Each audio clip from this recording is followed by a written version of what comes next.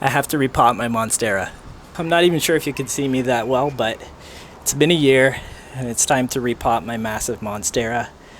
I have a bigger pot, it's wider but the same actual height, and I have to put in another stake because the one birch bark pole that I used last time, my Monstera kind of snuck away from that pole, so I actually have to fix this thing. When you're repotting a Monstera, your pole needs to be against the back side of the plant.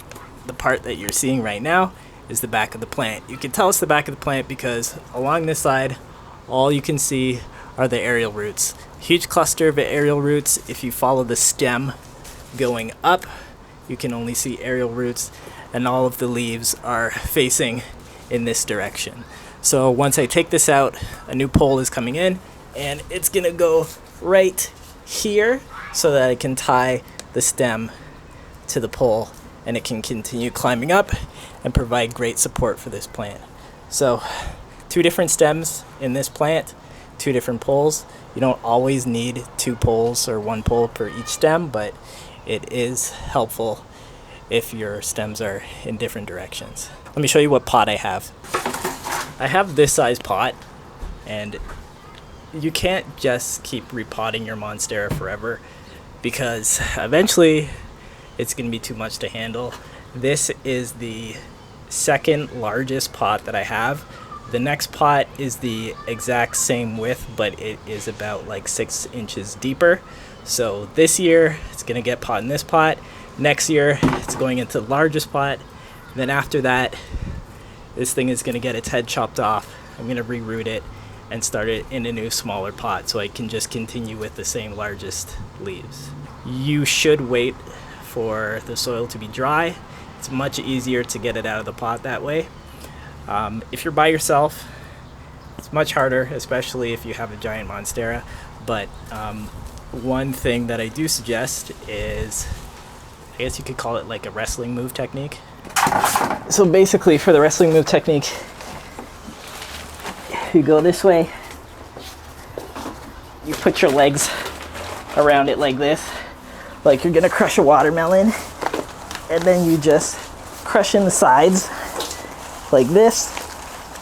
This should loosen up a lot of the soil. And as you do this, just turn and keep turning, and then it's gonna get looser and looser.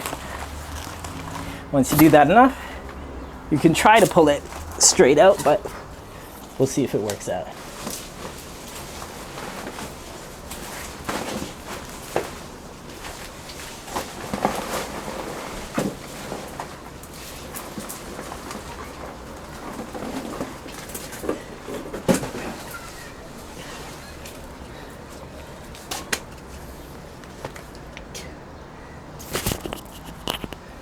See, super easy. Now that it's out, roots super healthy. It's not actually filling up as much as the pot as I thought it would, but I'm not going to stop now. I'm going to follow through with this repot.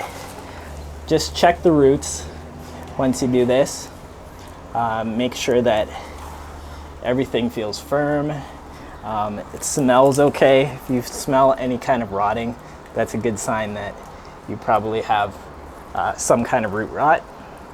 And now I gotta mix my soil. Usually I have a super premium soil mix with my Monsteras and other aeroids, but when you're starting to deal with plants this big, you kind of have to wing it. Use more potting soil than you usually would, and just try to fill in as much perlite, a little bit of orchid bark if you can. I do have a little bit of horticultural charcoal left over, so I'm just going to dump the rest of that in, as well as a couple handfuls of worm castings. So because this pot was about as tall as the previous Monstera, I'm just going to have a small layer of soil at the bottom, which I already have some premix left over.